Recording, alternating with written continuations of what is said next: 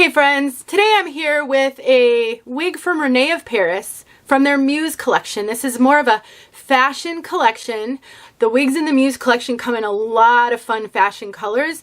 They do though have a brunette and a blonde. So if you're loving the style, but you don't really go for the fashion colors, they do have a little bit of something for everyone in this collection.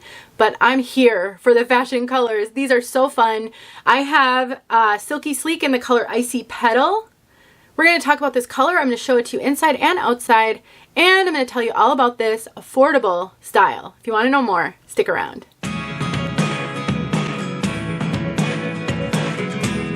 Let's start out by saying that if you purchase this wig from name brand wigs and you use my coupon code, which will save you 30%, you can get this wig for under $100. That's really great.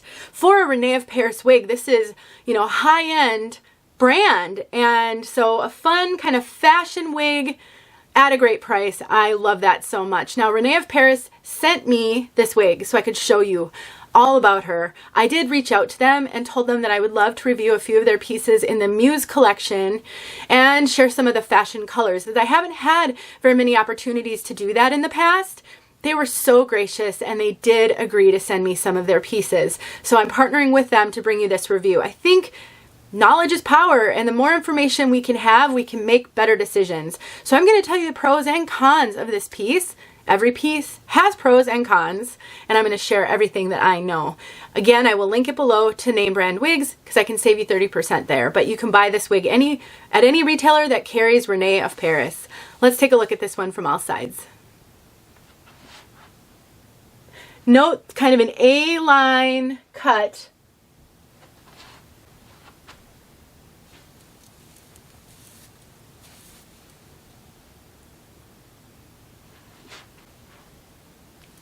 Now this piece is made with high heat friendly fibers.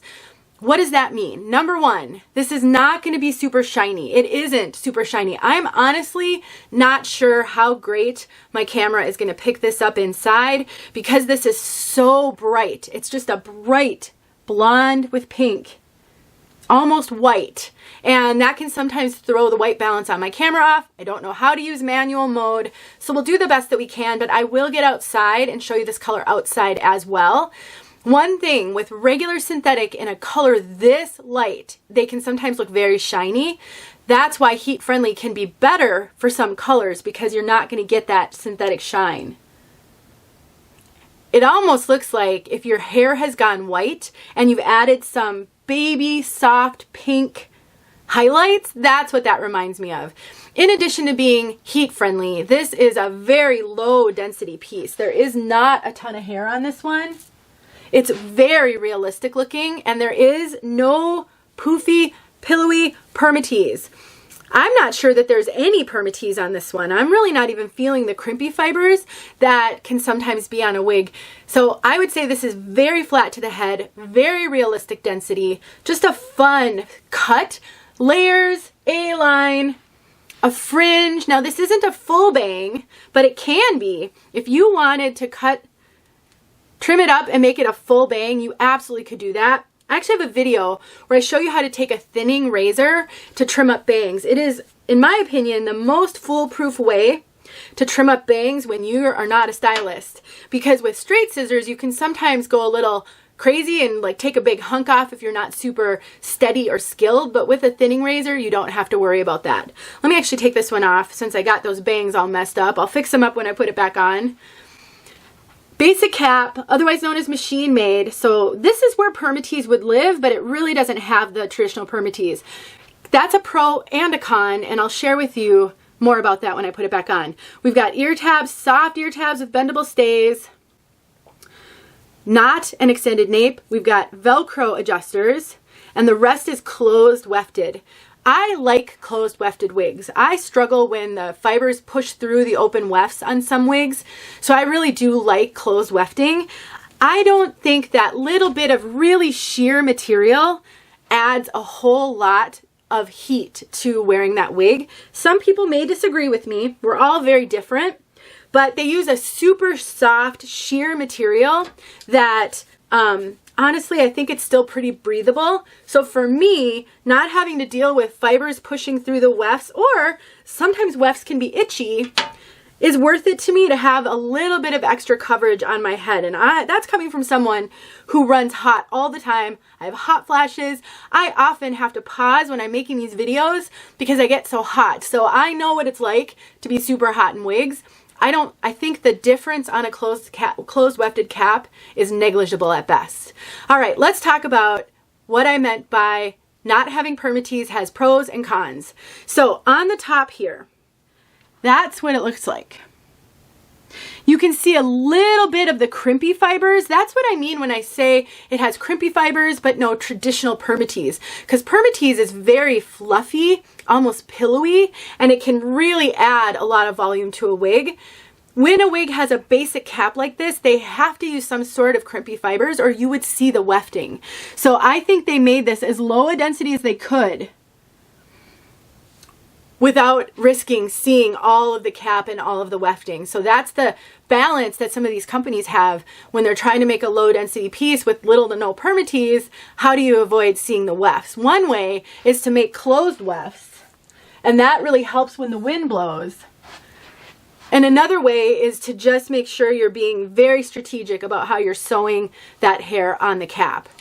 Now, the other challenge sometimes is with these non-rooted colors.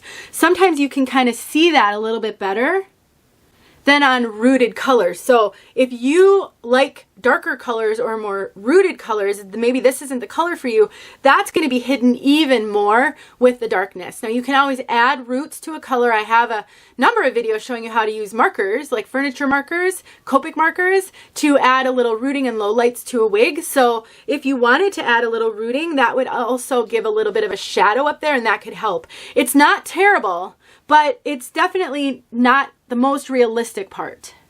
One way you can fix that is by using a headband. So I like to do this a lot with basic cap wigs, is just stick a little headband up there. And I mean, if you like this look, you can just leave it as it is with the headband, which is really going to help hide that. Or you could do some tucking. That would give this even more of a realistic look, kind of tuck, or you could do a full tuck if you get good enough coverage and your bio hair doesn't show, which mine does on this. We'll talk about that. And so I think there are some ways you can take a bandana and tie it around. So if you love the style, you're not sure if you're going to like the type of cap construction, give it a shot. You can always style it if you decide to keep it. All right, let's talk about fit. I think this MUSE collection is running fairly true to average. I do get some extra cap up here, which is really common because I'm pretty petite over the top of my head. And so when I get extra cap, that tells me that the wig is running more average. I've also cinched this in a little bit, and I think I could cinch it in a little bit more. I have a 21 1/4 circumference. So that also tells me that the circumference is probably running pretty close to average as well. I am not getting the best coverage though. Part of that is the color. My hair is so different from this, but you can kind of see my bio hair. I have a bit of a low hairline right here, so normally I like to choose wigs that are either rooted or close to my bio hair, because then I can just pull that hair out and incorporate it with the wig, and that will give it such a realistic look. On this piece though, I'm not going to be able to do that because the color is so very different, and I'm not going to be able to find a root touch-up powder that will really help, which is what I normally do. I just have root touch-up powder in every color, so I can blend my bio hair with any color I want to. So on this one, because my bio hair isn't blending and it is showing just a little bit, I would just rearrange it so that it's down and you can't see my bio hair. I just wouldn't tuck it, or I would tuck it behind. The other thing I think I would do with this one is I do think I would cut a bang into this one. I just think it'd be so cute with a bang, and then I won't have to worry about how these are laying and whether or not they want to cooperate with me or not, because there is no lace front. You're not going to pull it off. The other benefit, which I never think to mention, but I think it's important to know, another benefit of a basic cap is you can actually change the part.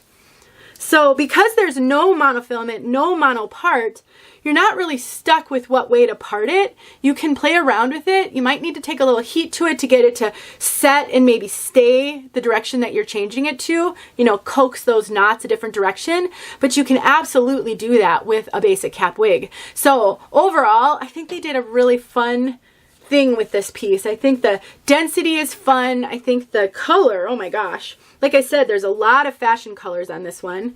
The only thing, honestly, that I'm struggling with is this front here. Like how to get it to lay so that I could wear it as it is. The bangs just really want to spring into my face. So again, heat, maybe trimming. That's really all that this one would need, in my opinion, to be really easy to wear and fun to wear. All right, time for color. This color, Icy Petal.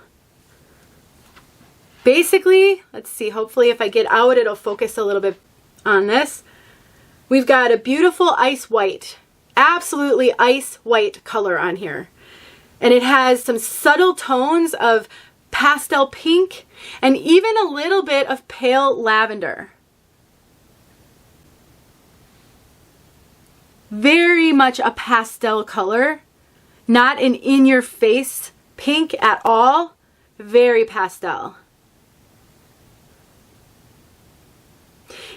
I would say if you've been wanting a pink wig, but most of the pink is too out there, too in your face, this could be a good one if you can do non-rooted. So pretty. You could even take a marker and just put a little bit of a darker color on the top. It doesn't have to be brown. It could be, you know, it could be a pink, just a darker color to give it a little contrast. All right, friends, let's get outside so you can see this beautiful, fun color outside. Thanks for watching. Thanks again to Rene of Paris. I appreciate you guys. I'm so grateful. See you guys soon. All right, friends, Icy Petal. This is straight out of the box. I haven't even done anything with the zigzag part, but I'm taking advantage of the good weather and the sunlight to get this outside look done. And then I'll learn a little bit more about her. Sometimes you just got to take advantage of the weather.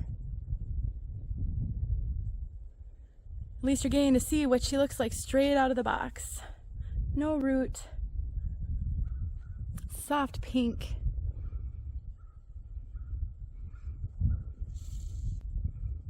Oh, this will be a fun one to cut bangs into for sure. Have a good day.